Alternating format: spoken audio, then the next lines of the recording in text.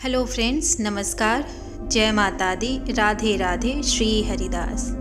प्रत्येक इंसान अपने घरों में एक पूजा स्थान जरूर बनवाते हैं, चाहे वो उनका खुद का मकान है तो भी, या फिर वो कहीं किराए पे रह रहे हैं तो भी, परंतु पूजा स्थान वो ज़रूर बनवाते हैं या फिर मंदिर लेके आते हैं और अपने श्रद्धा के हिसाब से, अपने पसंद के हिसाब से अपने देवी देवताओं को भी लेके आते हैं और उनसे जुड़ी बहुत सारी पूजा सामग्री भी लेके आते हैं, जो कि बहुत सी ऐसी वस्तुएं हैं जो हमारे शास्त्रों में पूजा स्थान पे रखना अमंगलकारी माना गया है, जो कि एकदम से वर्जित है, पूजा स्थान पे नहीं रखना चाहिए। तो इसी विषय में आज मैं आप लोगों के साथ बात करूंगी, तो इसीलिए आप पूरे वीडियो को देखिए और अगर आपने हमारे चैनल को सब्सक्राइब नहीं किया है तो हमारे चैनल को सब्सक्राइब कर लीजिए। तो अगर आपके घर में बहुत टाइम से कलेश हो रहा है, धन हानि हो रही है, परेशान है और आप श्रद्धा भाव में लीन हैं भगवान के, परंतु आप ये समझ नहीं पा रहे हैं कि हमारी गलती क्या है, हम कर क्या रहे हैं, हमारे घर में ये कलेश क्यों हो रहा है, तो इसे ज़रूर सुनिए आप, ताकि आपको भी समझ में आ जाए कि आपके घर में बहुत सी ऐसी अनुचित चीज़ें हैं जो कि शास्त्रों के हिसाब से नहीं रहना चाहिए, तो वही आपके घर में कलेश और कलह का कारण बनती है। तो चलिए सबसे पहले शुरू करते हैं कि हमारे मंदिर में जो है क्या वस्तु नहीं रहनी चाहिए। तो सबसे पहली जो वस्तु होती है खंडित मूर्ति, तो बिल्कुल हमारे मंदिर में नहीं रहना चाहिए। अगर आपने खंडित मूर्ति रखा है तो आप उसे तुरंत हटा दीजिए। और गणेश भगवान की जो मूर्तियाँ होती हैं वो विषम संख्या में बिल्कुल नहीं रहनी चाहिए, जैसे 1, 3, 5 बिल्कुल नहीं रहनी चाहिए। अगर ऐसा आपके घर में मूर्तियाँ हैं तो आपके घर में परेशानियाँ रहेंगी ही और आप परेशान रहेंगे। इस चीज़ का आप ध्यान दीजिए कि आपके घर में विषम संख्या में गणेश भगवान की मूर्ति ना हो। इसके वजह से आपका काम भी रुकने लगता है और आपके घर में धन की भी परेशानी होने लगती है। इसीलिए आप गणेश भगवान की 2 मूर्तियाँ रखिए, जो कि बहुत ही शुभकारी और मंगलकारी माना गया है। और दूसरी चीज़ जो होती है कि अगर आपने मंदिर वाले स्थान की जगह पे या फिर जो आपका एक अलग कमरा होता होगा मंदिर का, उस कमरे में आपने अगर मृतक परिजनों की तस्वीर को लगाया हुआ है तो वह बहुत ही ज़्यादा गलत होता है, क्योंकि हमारे पूजा पाठ का जो वातावरण होता है वो बहुत ही शुद्ध होता है और परिजनों की तस्वीर लगाना बहुत ही अशुभ माना जाता है। परिजनों की तस्वीर जो है पूजनीय और सम्मानीय है हमारे परिजन, लेकिन उनका दर्जा हम भगवान के स्थान के पास नहीं दे सकते। इसीलिए आप उनकी तस्वीर को लगाइए, परंतु पूजा स्थान या पूजा रूम के पास नहीं लगाइए। आप अलग दीवार पे उन्हें टांग सकते हैं जो उनकी तस्वीर है। अगर पूजा स्थान पे मृतक की तस्वीर रहती है तो घर में हमेशा कुछ न कुछ अमंगल कार्य होता रहता है।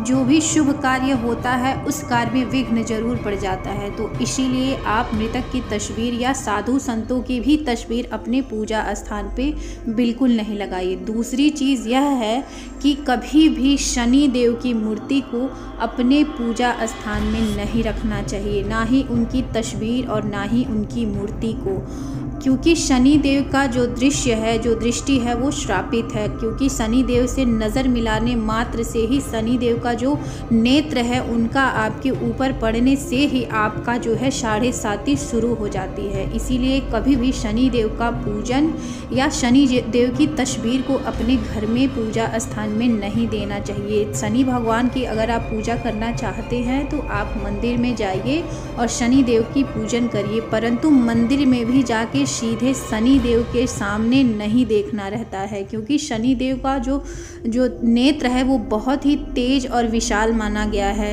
इसीलिए कभी भी शनि देव की तस्वीर को हम घर में नहीं रखते हैं और ना ही कभी भी खड़ी लक्ष्मी माता की मूर्ति रखनी चाहिए। अगर आप लक्ष्मी माता की तस्वीर खड़ी रखते हैं तो आपके घर में अगर धन आया भी है तो वह टिकता नहीं है। और अगर आप कोई व्यापार या व्यवसाय कर रहे हैं तो सबसे ज़्यादा उस चीज़ पे ही असर पड़ता है। आप आपका बना हुआ काम भी बिगड़ने लगता है। आई हुई लक्ष्मी, आया हुआ धन भी आपके काम नहीं आता है, जैसे आता है उसी हाथ से वापस भी चला जाता है। इसीलिए कभी भी खड़ी लक्ष्मी माता की मूर्ति नहीं रखनी चाहिए, उससे आप हमेशा परेशान और निजी ज़िंदगी में भी परेशान रहते हैं, दुख दरिद्र का सामना करना पड़ता है। इसीलिए कभी भी लक्ष्मी माता की खड़ी मूर्ति नहीं रखनी चाहिए। इसीलिए कभी भी लक्ष्मी माता की मूर्ति जब भी आप लें तो यह चीज़ हमेशा देख के ले कि लक्ष्मी माता कमल आसन पे विराजमान हो। वही लक्ष्मी माता की मूर्ति जो है बहुत ही शुभकारी माना गया है। और साथ में अगर आपको धन की हानि हो रही है, घर में दरिद्रता और कंगाली है, तो आप लाल वस्त्र की जो लक्ष्मी माता साड़ी पहनी रहती हैं वह मूर्ति लेके आने से आपको और भी शुभदायक होता है। तो कभी भी आप लक्ष्मी माता की मूर्ति ले आएँ तो लाल कलर की जो वस्त्र पहनी हुई है वही वाली लक्ष्मी माता की मूर्ति ले आए। शास्त्रों में उसे बहुत ही शुभकारी माना गया है। तो चलिए अब हम इस विषय में बात करते हैं कि हमारे मंदिर में वह कौन सी वस्तुएं बहुत ही ज़रूरी हैं जो कि हमें हमारे जीवन में हर चीज़ में हर परेशानियों से दूर करती हैं, हमारे पूजा पाठ को सफल बनाती हैं। तो सबसे पहली चीज़, अगर आपके मंदिर में स्वास्तिक का चिन्ह नहीं है तो आप वहाँ पे आज ही स्वास्तिक बनाइए, क्योंकि हमारे शास्त्रों के हिसाब से स्वास्तिक को बहुत ही शुभकारी माना गया है। अगर आपके घर में बहुत टाइम से कलेश, परेशानियां और कोई भी शुभ कार्य नहीं बन पा रहा है, जो भी शुभ कार्य करने जा रहे हैं उसमें असफल हो जा रहे हैं, तो आप अपने मंदिर में और मुख्य द्वार पे स्वास्तिक को जरूर बनाइए। हिंदू धर्म में स्वास्तिक को बहुत ही शुभकारी माना गया है, उसका एक अपना अलग ही महत्व माना गया है। आपने हमेशा यह चीज़ देखा होगा कि कोई भी शुभ कार्य होने से पहले सबसे पहले वहाँ स्वास्तिक बनाया जाता है।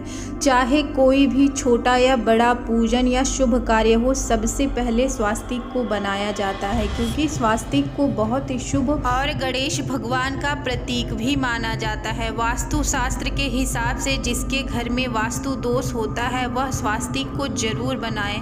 और अगर आप अपने घर में वास्तु दोष को कम करना चाहते हैं या मिटाना चाहते हैं तो आप इस चीज़ का ध्यान दीजिए कि जब भी आप स्वास्तिक को बनाएं तो 9 उंगली लंबा और चौड़ा स्वास्तिक को बनाना बहुत ही अच्छा और शुभ माना जाता है। इससे आपके घर में कोई भी नकारात्मक चीज़ें नहीं होती हैं, कोई भी शुभ कार्य जो है नहीं रुकता है, हर काम जो है आपका सफल होता है। तो इसीलिए आप स्वास्तिक को जब भी बनाएं तो 9 उंगली जितना लंबा और 9 उंगली जितना चौड़ा ही बनाएं, ताकि आपका वास्तु दोष कोई भी किसी भी प्रकार की आपके घर में कोई भी नकारात्मक चीज़ें ना रहें। और आप स्वास्तिक को जब भी बनाएं तो सिंदूर और चंदन से बनाएं, यह बहुत ही शुभ माना जाता है। और दूसरी चीज़ यह है कि अगर आपके मंदिर में शंख नहीं है तो आप अपने मंदिर में शंख को जरूर रखिए। बहुत कम लोग ही जानते हैं कि समुद्र मंथन के समय ही शंख की उत्पत्ति 14 रत्नों से हुई थी, जो कि लक्ष्मी माता को अत्यंत ही प्रिय है। इसीलिए अगर आप अपने मंदिर में शंख को रखते हैं तो माता लक्ष्मी वहाँ विराजमान रहती हैं, सदैव रहती हैं। ना ही आपको कभी धन की हानि होती है, ना ही कभी दरिद्रता देखनी पड़ती है। तो आप अपने मंदिर में जो है शंख जरूर रखिए, जो कि लक्ष्मी माता को अत्यंत ही प्रिय है। और अगर आप धन लक्ष्मी को आकर्षित करना चाहते हैं तो कौरी शंख जरूर रखिए, जो कि माता लक्ष्मी को बहुत ही प्रिय है। आपके घर में वो वास करेंगी, निवास करेंगी, सदैव के लिए बस जाएंगी। इसीलिए अगर आप लक्ष्मी माता जो होती हैं उनको प्रसन्न करना चाहते हैं तो कौरी शंख को जरूर रखिए। और विष्णु भगवान भी उस स्थान पे विराजमान होते हैं। और तीसरी चीज़ यह है कि आप अपने पूजा स्थान पे गंगा जल जरूर रखें, क्योंकि गंगा मैया अपने आप में ही एक पापनाशनी मैया कहलाती हैं।